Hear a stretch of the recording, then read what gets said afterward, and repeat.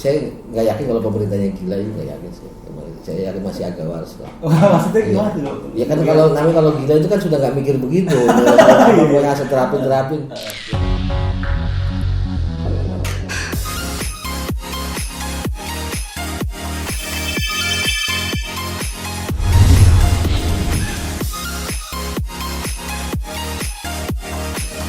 Selamat sore, assalamualaikum warahmatullahi wabarakatuh. Kawan-kawan Master C19 Channel. Hari ini kita kembali berdiskusi santai, bincang-bincang santai.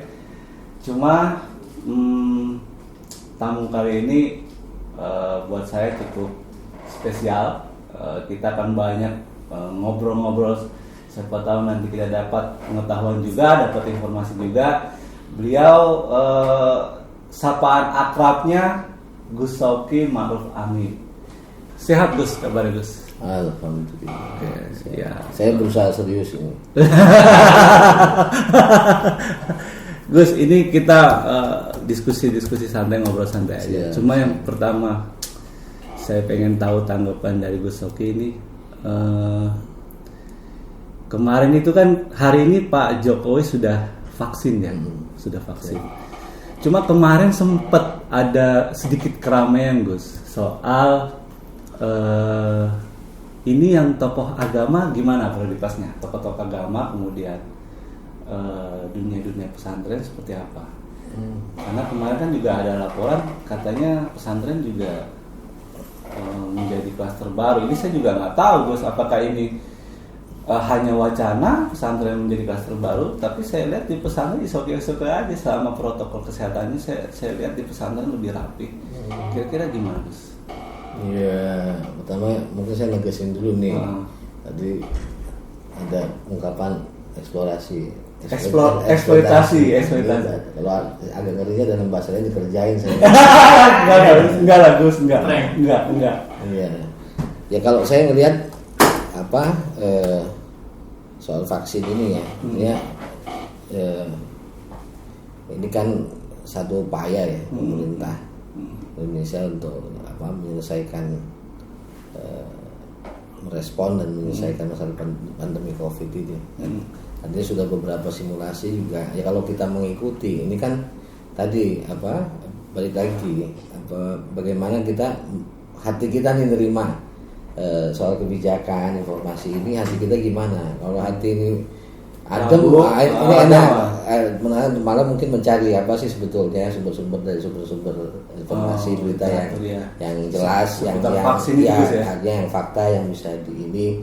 Tapi kalau hatinya sudah diwarnai hati yang nggak nyaman menerima informasi ini, menerima kebijakan ini juga nggak mudah. Nah, ini malah banyak menolak. Nah, ini awal mungkin saya kembalikan soal vaksin ini gimana hati kita nih setiap masyarakat menerimanya dulu. Menerima. Tapi gimana mau meyakini, menerima juga enggak. Kadang-kadang itu yang repot gitu. Nah, tapi apa yang dilakukan saya yakin ini kan juga sudah ada prosedurnya, melalui prosedur sudah ada kajiannya. Dia secara halalnya juga MUI sudah memang mungkin baru satu ini yang prosesnya selesai. Nah ini kan memang kalau saya melihat kita mengikuti lah ya bahwa proses pengadaan ini kan memang sementara karena memang saya belum bisa kita memproduksi sendiri. Sementara masih harus belanja dulu dari luar dan ada beberapa jenis. Memang dari awal muncul ini kan memang Sinovac ya. Yang lain saya sendiri bukan kewajiban saya menghafal lah. Iya. Yang kalau saya hafal kira saya yang divaksin ya. Jadi ini saya melihat dari saya coba melihat secara objektif lah. Objektif bahwa dan Pak Jokowi sudah memberikan langsung dimulai juga dari beliau. Memang bahwa Sinovac ada. Ya kalau kita mengikuti ada Sinovac itu untuk diperuntukkan, tapi ini artinya sudah teruji lah syarat-syarat yang vaksin itu seperti apa. Dan ini kan ada penerapan. Nah, yang penting juga di lapangannya juga harus fair, misalkan tidak boleh ada penyakit bawaan untuk yang jenis ini, ya berarti nanti yang divaksin juga harus clear, betul-betul nanti punya penyakit bawaan tapi nggak mau ngomong, nggak mau ini. Nah ini kan, dengan proses ini kan akan apa ya, akan terjadi lah di lapangan itu. Tapi intinya upaya-upaya yang dilakukan pemerintah untuk menyelesaikan pandemi ini ya perlu diapresiasi ya. Vaksin ya, kita bisa informasi ini kan sebenarnya apa ya, gitu kan bisa dicari dari sumber-sumber yang juga memang clear ya, clear and clean lah, bukan dari sumber sosmed yang kadang-kadang ada yang apa yang ini bisa ya, khawatir ya boleh saja khawatir, tapi ya pertama ya tadi kalau kita nerimanya juga hati ini adem, artinya apa sih sebetulnya kita bisa melihat secara lebih objektif. Tapi kalau ini sudah menolak dulu ini gimana? Kita apapun alasannya, jadi halal ini sudah bahwa ini sudah terverifikasi halal, bahwa ini ada dari sisi aman dan tidaknya, apa sih atau apa ukuran aman? Kan ada penjelasan itu. Tapi kalau dari masyarakat biasa nih Gus, sejauh ini kan juga masih menerima informasi yang simpang siur ya. Ini memang kalau Gus Oki melihatnya, apakah memang pemerintah kurang maksimal dalam hal sosialisasinya? Karena terlepas dari itu sudah terkonfirmasi, MUI juga kemarin sudah mengumumkan bahwa ini halal vaksin ini. Tapi di tingkat masyarakat itu masih ada suara-suara, ini nanti efeknya sampai ke ini. Itu sebenarnya pemerintahnya yang kurang masif dalam sosialisasi itu atau gimana? Masalah ini kan masalah klasik ya sebetulnya. Masalahnya ini tinggal soal simpang siur kan, gimana mau disimpangin, gimana mau disiurin gitu kan. Nah, itu kan artinya ini. Ya sekarang kadang-kadang beberapa informasi pun ya orang yang melihat pemberitaan langsung menyampaikan informasi melalui media televisi yang clear kan juga orang nggak juga fokus sana. Jadi orang kadang-kadang lebih suka terus merespon informasi yang dia dapat, kadang dari sumber yang dan langsung diyakini karena cocok dengan hatinya. Itu juga dari baik hati. Nah, tapi ada yang nggak. Nanti sebenarnya kan ini sosialisasi ini juga dilakukan melalui ya memang ini kan masih proses ya sebetulnya proses karena proses vaksin ini juga kan terjadi panjang, terus ada beberapa jenis yang nanti disesuaikan dengan kebutuhan ini yang saya pahami kan itu, karena saya bukan ahli vaksin kapasitas saya jelasin. Kalau Gus menurut Gus Oki, tokoh agama ini prioritas nggak masuk kategori kelompok atau klaster yang mendapat vaksin lebih dulu misalnya? Ya, kalau dari kalau Gus Oki melihatnya, kalau misalnya ini kan sebenarnya juga sempat jadi perbincangan di masyarakat. Tokoh agama enggak, misalnya harusnya tokoh agama dulu dong.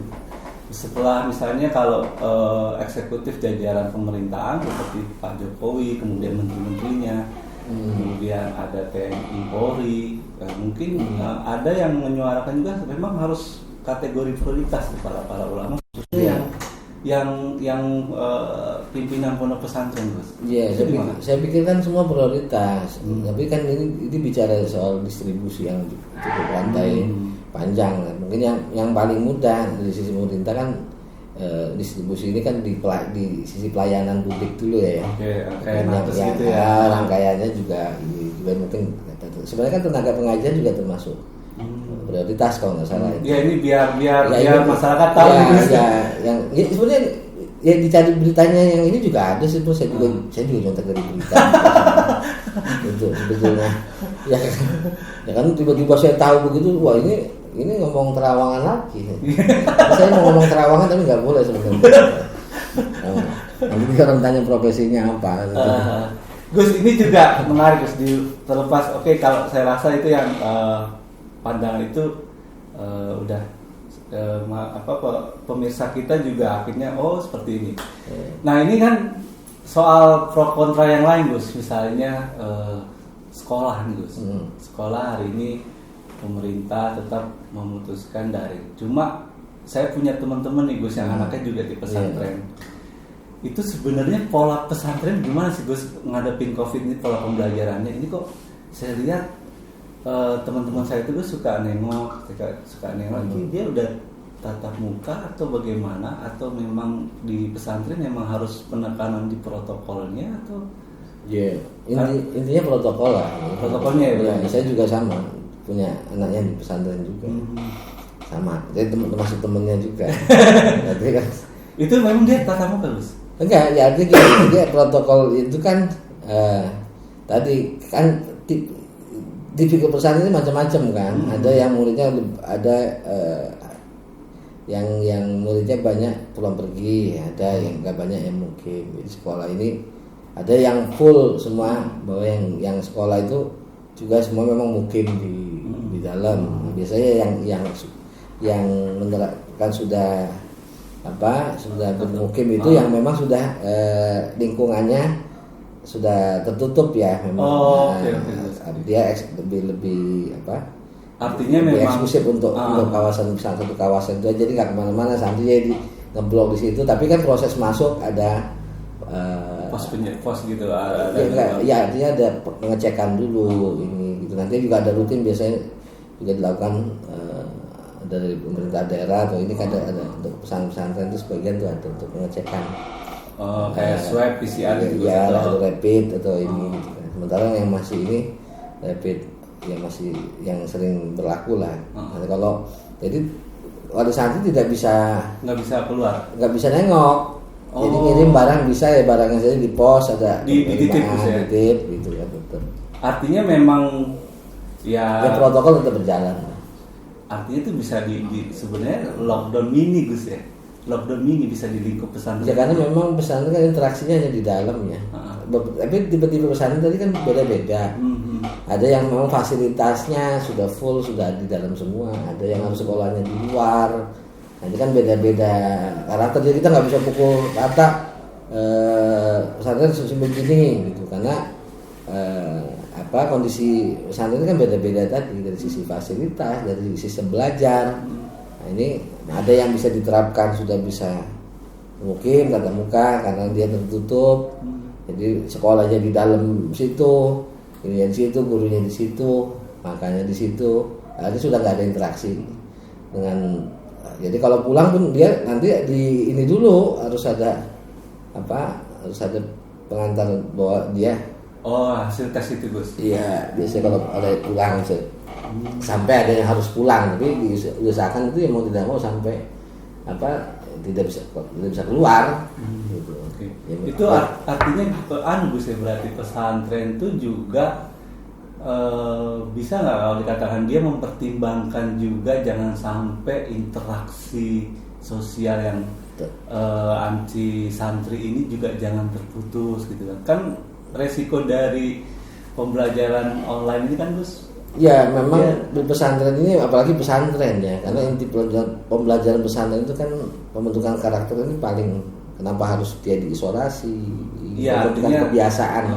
Pembentukan karakter dan kebiasaan dari si santri ini kan terbentuk di kemandiriannya, kebiasaan-kebiasaan baiknya gitu, itu terbentuk kan, dilatih di situ. Nah kalau konsep pesantren terus tidak harus tatap muka, ya itu ya bukan pesantren namanya sebetulnya. Nah, makanya ini juga sebenarnya kalau banyak upaya sebetulnya dilakukan bagaimana karena kemarin sempat muncul beberapa klaster pesantren yang kemarin sempat juga ngobrol dengan beberapa teman itu yang konsen ya. Ini kan bagaimana pendampingan untuk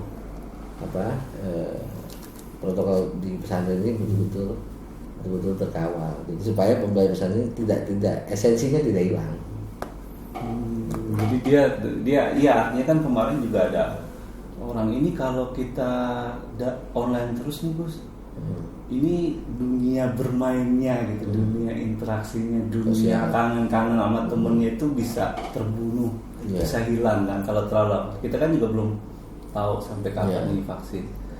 Nah itu apakah menjadi penting Gus, interaksi khususnya bagi anak-anak santri gitu ya, atau anak-anak di luar sekolah lain gitu.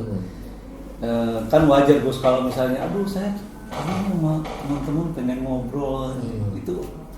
Ya makanya tadi harus di klaster ya. Jadi ada pesantren sendiri harus di klaster lagi, tipenya beda-beda, fasilitasnya beda-beda. Kalau bicara pendidikan umum itu ya saya pikir memang karena itu kan kalau pesantren yang bisa dengan kondisi fasilitas yang ada, sistem yang cocok bisa diterapin, kondisinya mampu, itu bisa diterapkan. Tidak semua pesantren bisa karena klaster. Tapi kalau bicara itu tujuan ya sebetulnya ya bukan pesantren namanya. Nah tapi siapa yang mau? Saya pikir yang pemerintah buat kebijakan juga sebetulnya nggak mau gangguin, tapi kan situasinya memang ya jadi memang ya nggak mau waras ya. Sambil di kopi nggak apa-apa Gus. Paling nggak terlihat waras lah. Jadi apa? Jadi memang situasi ini ya memang harus kita nikmati dulu. Dan saya yakin ada fase bahwa ini akan berlalu, kita selesaikan sama dan vaksin ini kan ini sebagaimana supaya upaya untuk pencegahan untuk menghadapi pandemi ini kan juga memang harus segera direalisasikan ya supaya tadi semua juga nyaman, tenang, tidak ada kekhawatiran, gitu kan. Itu kan juga saya yakin vaksin itu terus dipakai bagaimana itu baik mana terbaik. Kita kalau protes ngomong kan ya enak gampang ya, dia artinya menata sebuah sistem besar ini juga mensosialisasikan, mengimplementasikan, artinya intinya bahwa kita menghargai lah semua upaya itu penting. Jadi yang penting tadi kuncinya tetap bagaimana cara hati kita menerima. Nerima dulu. Yakin itu nggak bisa yakin kalau hatinya nggak menerima. Mau diyakinin aja nggak bisa kalau hatinya nggak menerima. Ini kayaknya sudah ngomong yang nih Gus, udah ngomong melompat nih kayak ini. Yakin, keyakinan ya. Enggak ya tadi mau disimpangin mau disimpangin ya itu terserah yang punya hati gitu kan. Di ngerokok dulu kita Gus. Iya. Saya ini NO smoking. NO smoking. NO smoking. Oh, NO smoking. NO ya. NO itu gimana ya? Ada punya kok? Thank you Dede. Repot.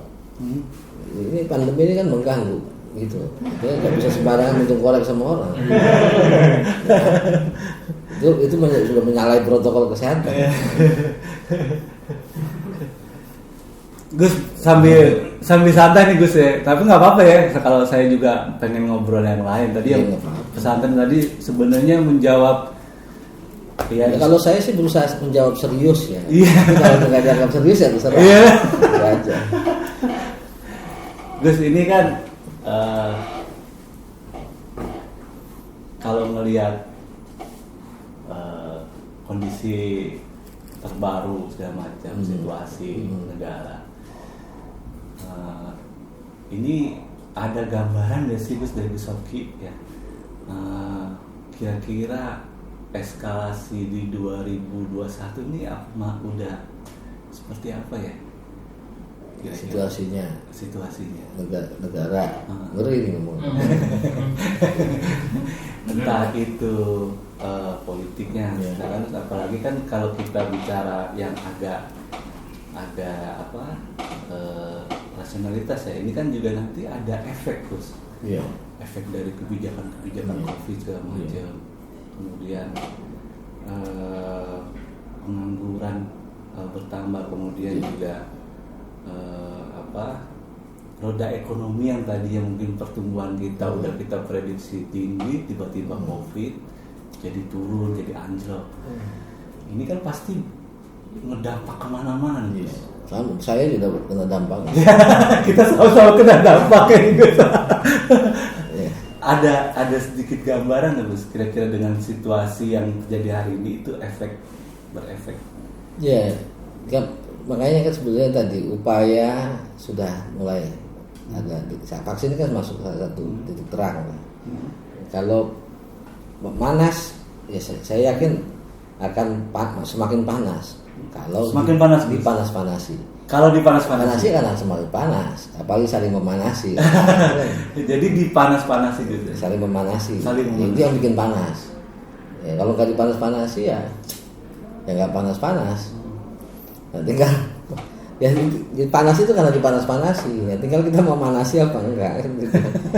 Nah, itu kan balik lagi. Nah, masalahnya kadang-kadang kita sih nggak ingin memanasi, tapi kalau hati kita panas, nah, akhirnya memanasi dan saling memanasi. Ya, itu yang bikin situasi panas. Jadi apa yang dilakukan ini kan harus tadi kita pemerintah sebanyak pihak ini kan juga berkoordinasi dengan banyak pihak kan, bagaimana untuk melakukan solusi-solusi ya untuk ini ya, situasi ekonomi, karena ini kan masalahnya bukan karena sebab utamanya kan memang dipicu terutama karena sisi kesehatan kan, kesehatan. Iya, karena krisisnya beda dari waktu kesehatan. Memang ya saya juga merasakan sama, semua hampir sama lah, hampir seluruh elemen bangsa ini hampir merasakan sama, karena situasinya adalah tadi krisis kesehatan yang berdampak ke krisis ekonomi, dan ini bukan bicara hanya Indonesia tapi dunia kan. Saya lihat malah banyak lebih parah dari Indonesia. Nah, ya tadi ya mungkin yang paling tepat ya waras lah, jadi waras pikiran, waras hati ya. Nah, ini penting. Jadi ya tadi merespon ini nggak terus jadi kita juga jadi apa yang menjadi opini ini jangan langsung diungkapkan sebagai sebuah fakta juga, gitu kan. Nah, ini yang akhirnya karena opini ini kan biasanya dari apa yang seadanya kita terima, terus kita respon. Nah, apa itu opini ini juga terus jadi asumsi. Jadi asumsi ya, terus di ini apalagi sekarang kan media sosial ini jadi sarana paling enak ya buat nyampein unek-unek gitu kan. Unek-unek kan ngomong soal hati yang nggak nyaman tuangin ke situ di ini. Nah, artinya ini nggak bisa menjadi tolak ukur kita untuk menerima situasi gitu. Nah, dari situasi ini kan memang kita lihat upaya sudah ada. Nah, kita tunggu, kita tetap berupaya, tetap bergandeng tangan, sinergi, hati tetap damai, karena gimana mau bahagia, gimana mau imun kita baik, hatinya panas terus. Gitu. Ya, makanya saya sering nyampaikan ke teman-teman, yang bikin sulit itu bukan situasi, tapi pikiran. Iya. Kalau kita masih mikir, situasi udah berubah. Jadi situasi nggak ada yang kita mikir. Iya benar. Iya. Jadi ya sudah, kita apa yang bisa kita berbuat yang baik, yang manfaat, yang maslahat, gitu kan, yang penting kan gitu. Ya, produktif, kreatif, ya kan.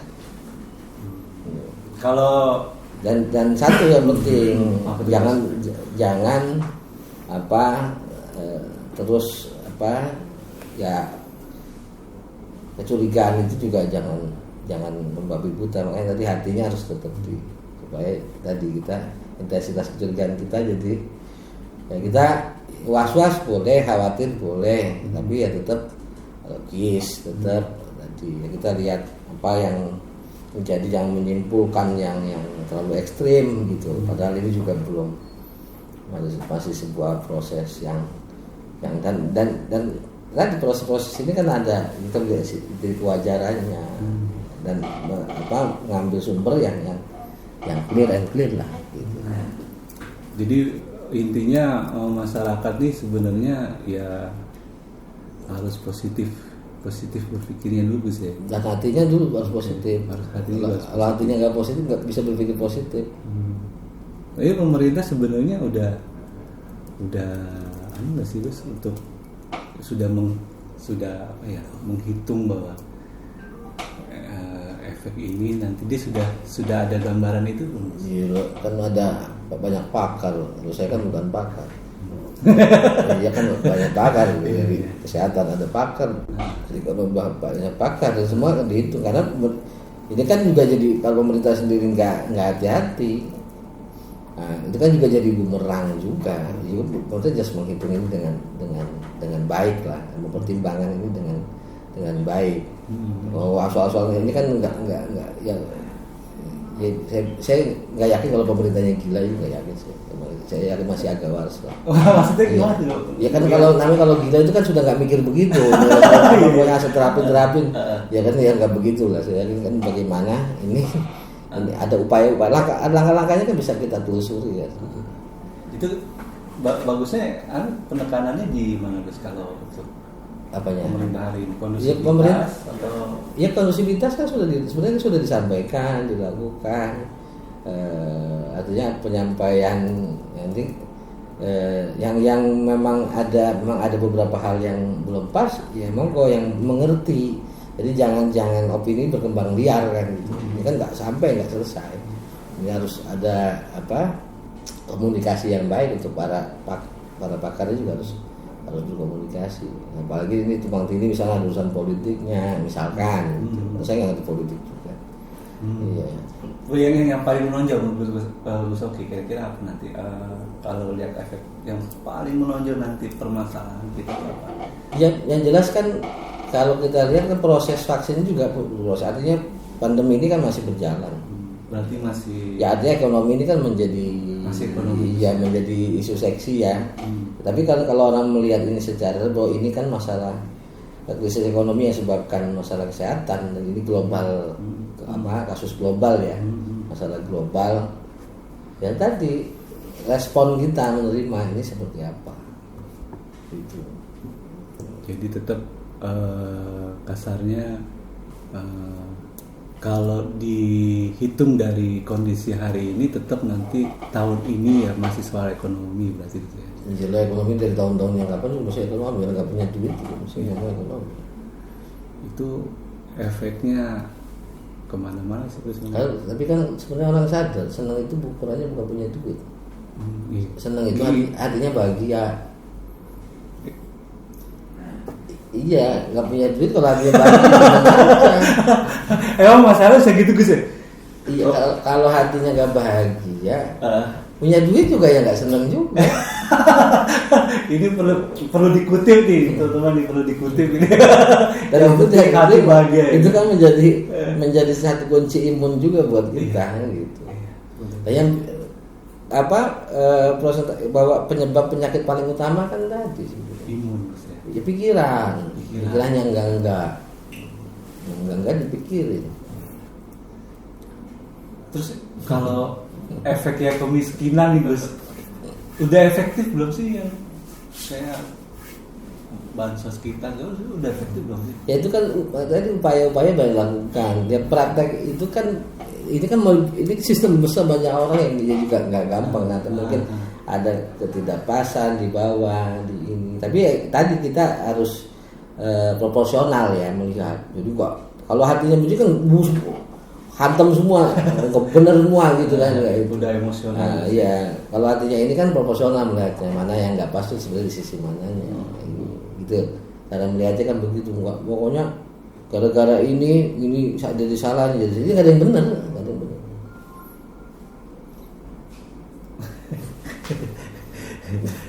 Diminum kopinya Gus. Saya bisa dulu. Saya serius loh. Saya serius. Santai serius.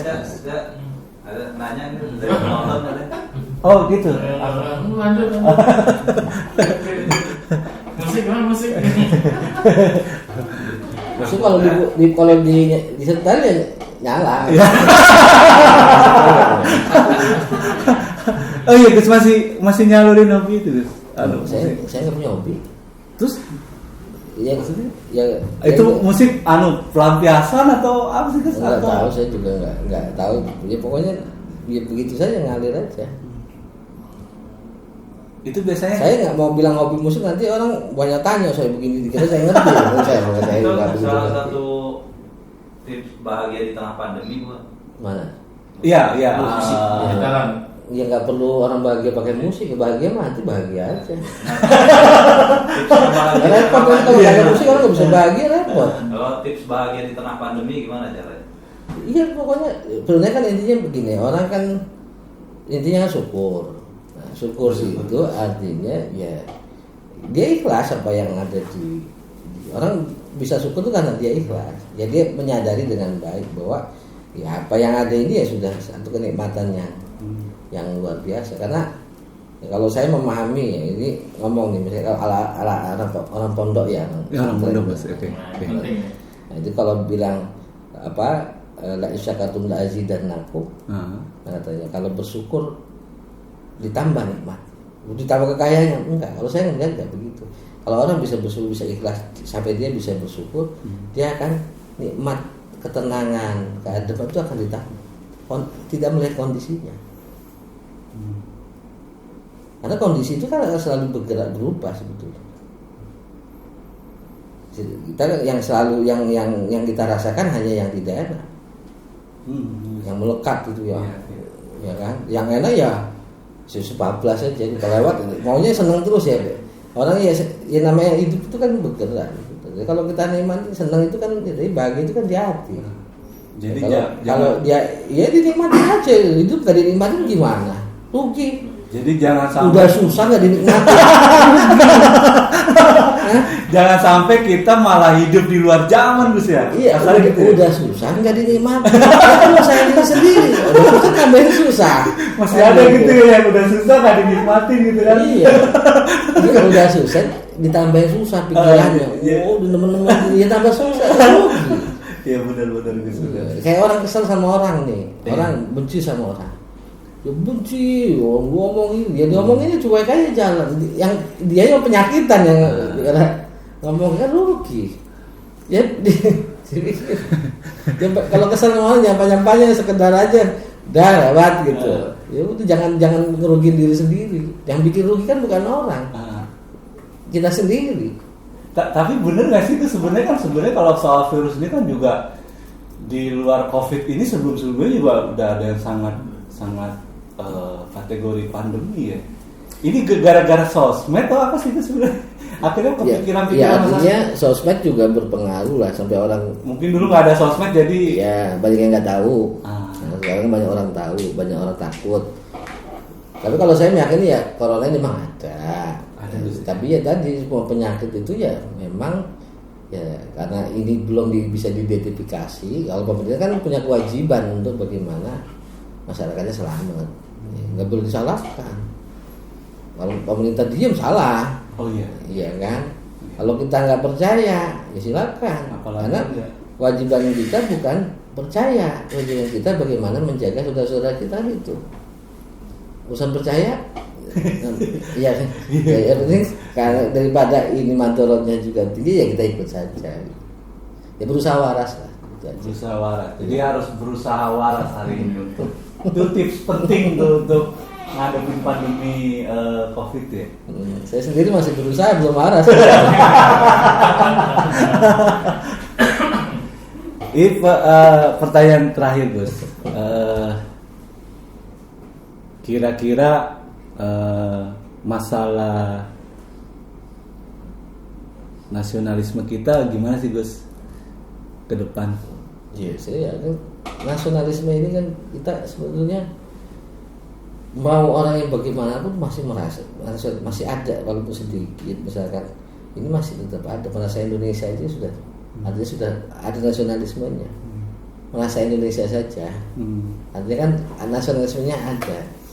Cuman kadang-kadang kalau saya melihat ada ketidakpuasan pada satu sisi pemerintahan, kan nggak ada manusia sempurna, pemerintahan sempurna kan. Artinya tidak semua sempurna, nggak ada. Nah, jangan sampai satu masalah ketidakpuasan itu menjadi sinisme yang luar biasa sampai sinisme kepada apalagi sampai ke ideologi. Ya apalagi gitu. Kan ada beberapa yang saya dengar sampai ke arah sana. Tapi artinya tidak ada pemimpin yang sempurna, tidak ada pemerintahan yang sempurna. Tapi jangan ini jadi memicu sinisme yang melebar. Jadi apa? Jadi susahnya dibikin sendiri. Kan tadi karena sinis, karena hatinya ini ya sudah apapun salah, jadi negaranya salah. Saya yakin ini juga orang yang mau mengganti Indonesia jadi negara Islam saja tetap saja Indonesia dia. ya kan? Ya, dengan sistem khilafah tetap masih ada nasionalismenya. Nah, cuman kan tadi lah kenapa harus diganti? Karena dia meyakini begini, tapi ya tadi itu kan apa yang diyakini ya, salah. Ya, kita mau bilang salah, orang dia merasa benar, kita yang dianggap salah. Mau tahu salah apa benar, ya tadi harus ngobrol dari mana yang. Nah tadi yang penting satu, tidak sebenarnya sistem yang ada di kita kan sudah sangat akomodatif ya, akomodatif. Artinya dari nilai religiusnya ada, jadi apa mengakomodir apa nilai keagamaan, ya kan juga. Jadi identitas ini juga tetap diakomodir oleh negara, ya kan? Agama dilindungi, menjadi aspirasi juga kan? Ya, menjadi aspirasi, nilai-nilainya masuk ke dalam komponen sistem, gitu kan? Nah, jadi, tapi apa tadi jangan juga karena ini kita kan nggak hidup sendiri. Bagaimana kalau Islam sendiri kan bagaimana membangun apalagi kalau sekarang kan apa saya memahami ya istilah moderatisasi dalam Islam itu kan membangun keseimbangan. Tawasutiyah itu kan moderat, itu bukan modernisme ya. Kalau modern, kalau orang Pondok kan bilang apa ambil yang Islam modernis gitu. Ambil yang ambil yang lama yang baik. Ambil terus apa jaga yang lama yang baik, ambil yang baru yang terbaik. Kan gitu. Artinya nah, ini keseimbangan. Moderat itu saya melihat itu keseimbangan. Tawasutiyah ambil tengah. Gitu loh. Bukan modern karena modern tidak semua juga baik kan gitu. Nah, kan harus selektif, harus ini. Nah, makanya yang paling penting adalah membangun keseimbangan. Mau ibadah tenang harus aman. Ya kan? Mau ibadah tenang harus aman. Negara juga di Indonesia ini sangat dilindungi, ya kan? Undang-undang dasar juga melindungi. Di sisi Pancasila semua dari landasan kita semua Tuhan juga melindungi. Ya tapi tadi jangan ketidakpuasan terhadap satu kebijakan atau beberapa kebijakan yang ini menjadi sinisme terhadap sebuah bangsa. Sinisme terhadap sebuah bangsa. Oke. Kalau kebudayaan gimana Gus hari ini? Gus Oki ngeliatnya kebudayaan sih ya kan misalnya Gus kebudayaan kita ini kan sebenarnya nggak ada yang mengajarkan soal kekerasan segala macam ya. Justru saya lihat kekeluargaan segala macam itu dunia pendidikan kita nih Gus masih nggak sih Gus memprioritaskan kebudayaan salah satu kurikulum misalnya. Saya lihat kok hari ini banyak yang lebih kenal tokoh-tokoh kartun, tokoh-tokoh apa yang dibanding. Itu kan tren ya. Sebenarnya bukan soal pendidikan kebudayaan, ini soal tren yang berkembang. Ini kan peran banyak pihak yang membangun tren ini. Jadinya memang kalau kita mau daripada kita sibuk menuding, apa yang bisa kita lakukan sama-sama untuk tadi menyelamatkan nilai-nilai. Kalau nilai-nilai pesan-pesan yang bisa dilakukan lewat itu kan mediasi. Ada tradisi, kenapa tradisi itu dijaga, budaya. Kalau saya melihat kan gini, sebenarnya komponennya bersama. Kenapa orang bikin negara? Apa sebenarnya inti esensinya harus ada agama itu dilabelkan. Ada sebuah budaya yang dibangun. Nah ini kan intinya kalau budaya kan saya melihat ini sebuah membangun satu tatanan sistem di dalam sekelompok masyarakat kan, yang dibangun untuk bagaimana masyarakat ini damai, maju, sejahtera, dibangun sebuah tatanan sistem yang akhirnya menjadi sebuah tradisi. Nah, negara pun kenapa orang dibikin negara itu membuat satu sistem tatanan. Kenapa agama mengajarkan dengan ini supaya menjadi satu tatanan sistem yang baik untuk masyarakat. Artinya dia harus seimbang. Ya makanya kenapa agama diturunkan kan sebenarnya tujuannya juga itu. Ya kata Rasulullah kan diutami makarimul akhlak, menyempurnakan akhlak yang mulia. Ya, sebelum disempurnakan dimuliakan dulu akhlaknya, gitu kan? Menggunakan kan dalam konteks Islam bicara ke ilahiyah ya kan? Iya. Maksud ubudiyahnya. Nah, tapi sebelumnya kan penataan akhlak itu menjadi Berarti budaya bisa saja dengan ya artinya semangat makanya saya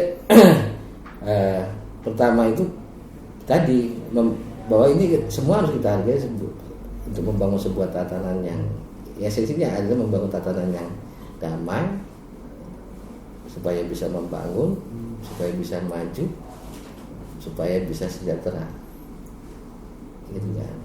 Ya kan intinya semua itu yang dia basis semua yang kita esensinya loh.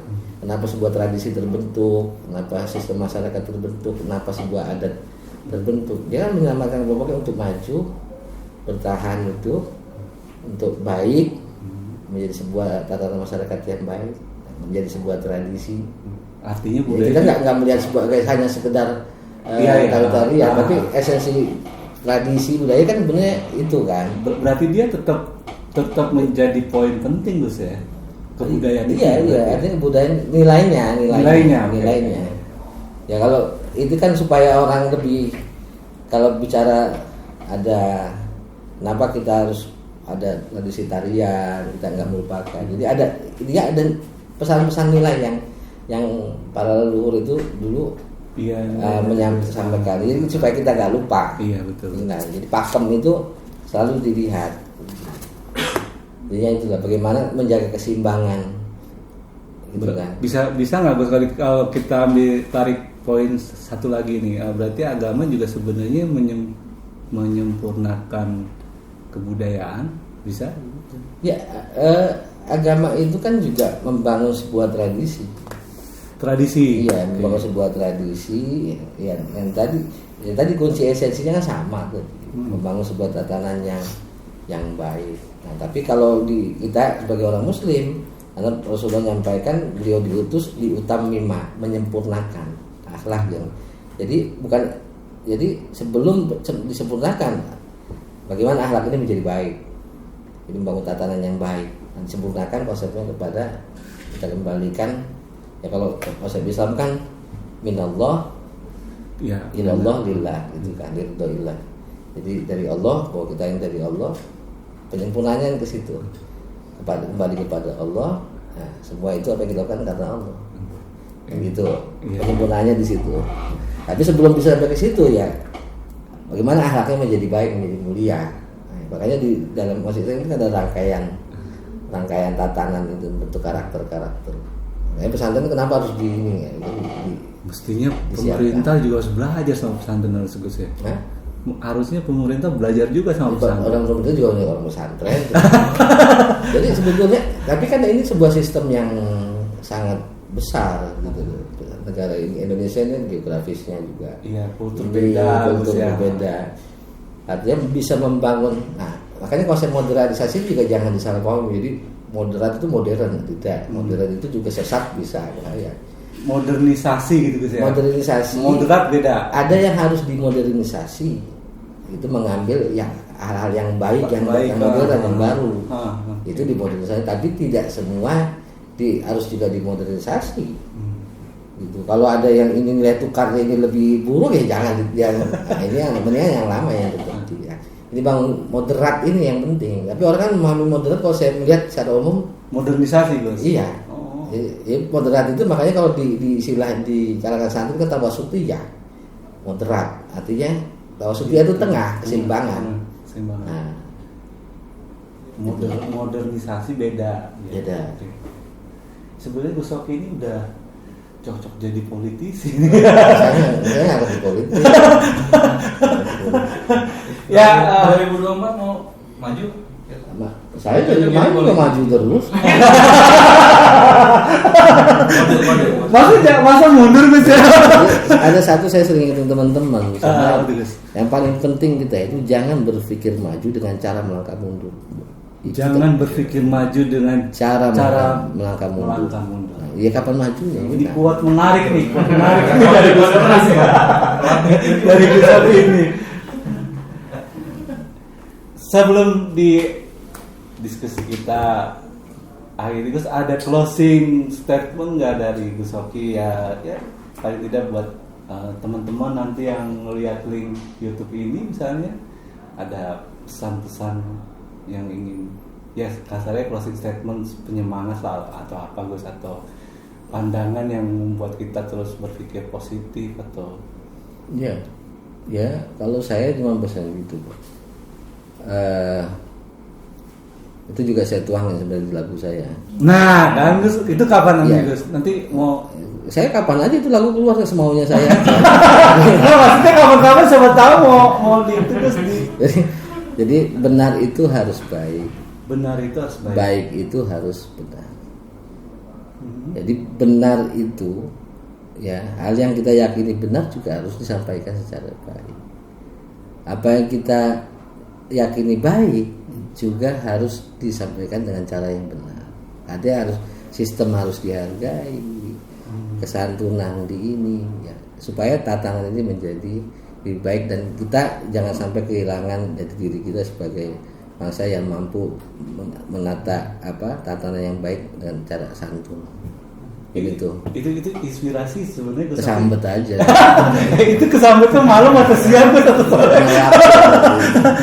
Baik teman-teman, itu tadi bincang-bincang santai sama Gus Sauki Marfamin.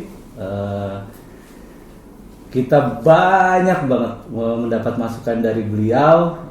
Kemudian mudah-mudahan dengan bincang-bincang santai ini kita semua tetap berpikir positif.